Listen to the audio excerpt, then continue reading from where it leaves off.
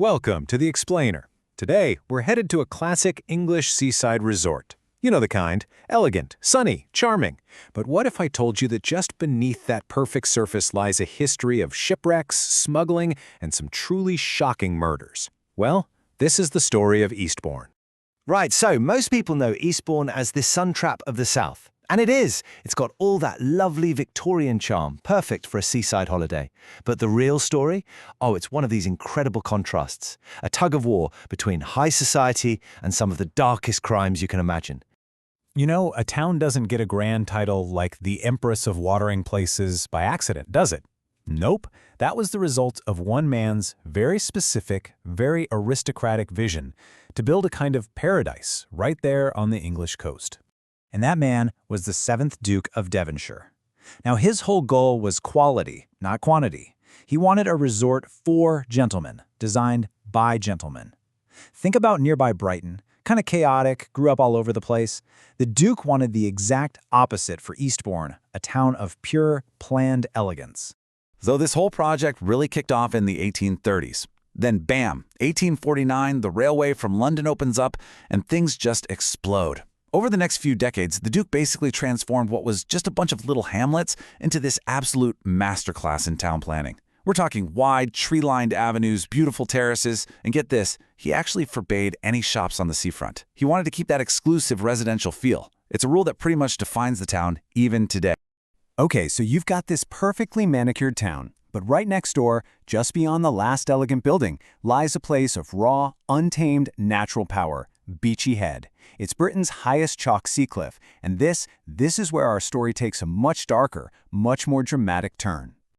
We're talking 162 meters straight up. Now, its name probably comes from the French for beautiful headland, which is fair enough. But for centuries, that stunning beauty was a deadly illusion for sailors. Imagine seeing that bright white chalk from the sea. It looks like a welcome sign, but really, it's a warning of an incredibly treacherous coastline. And this coast wasn't just dangerous because of the rocks. Oh no, it was a complete haven for smugglers and wreckers. Sometimes they'd even lure ships in with false lights. It was a rough place. But those same deadly shores also inspired some absolutely incredible acts of heroism. Enter a local clergyman named Jonathan Darby. The guy was just horrified by the endless shipwrecks, so he took matters into his own hands. He literally carved a shelter into the cliff face, which became known as Parson Darby's Hole. On stormy nights, he'd be out there lighting a beacon to warn ships away and personally pulling survivors out of the waves. Just one man, a solitary beacon of hope against the storms. But the darkness in Eastbourne wasn't only coming from the sea. You see, there's a nearby beach, this really desolate stretch of shingle called the Crumbles. And in the 1920s, it became the setting for two of the most infamous murders of the entire decade. Now, what's fascinating is that these two cases are known together as the Crumbles murders. They happened just 4 years apart, on the same stretch of beach, but they could not be more different.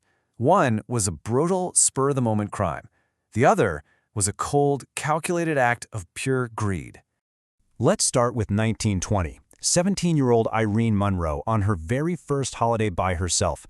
She was befriended by two local guys, both unemployed and desperate for money. They lured her out to the Crumbles, and when she resisted their attempt to rob her, they bludgeoned her to death, all for what was in her handbag, around 2 pounds and 10 shillings. Just heartbreaking. Then, just 4 years later, a second crime, one that was somehow even more gruesome, would become linked to the Crumbles. This time, the murder didn't happen on the beach itself, but in a lonely little bungalow that overlooked it. And the details that came out? Well, they absolutely horrified the entire nation. The killer was a guy named Patrick Mahone. He was charming, a real smooth talker, but a completely ruthless con man. He murdered his lover, Emily Kai, right there in the bungalow, just to steal her life savings. And his method of getting rid of the body was just macabre. He dismembered it, boiling and burning the remains. The only reason he got caught is because his wife found a railway left luggage ticket for a bag full of blood-stained evidence. And here is a truly remarkable historical coincidence. All three murderers from these two completely separate crimes, Field, Gray, and Mahone, were all tried by the very same judge, a Mr. Justice Avery. And, you guessed it, all three were found guilty and hanged at Wandsworth Prison. But look, Eastbourne's history isn't all crime and darkness. Not at all. You can also find it in these really quiet, poignant little moments. Take this for example. It's a simple etching on a window pane in the Duke of Devonshire's local house. Just a name and a date. So that simple little scratching, Alex 1892, was made by a young German princess, Alexandra of Hesse.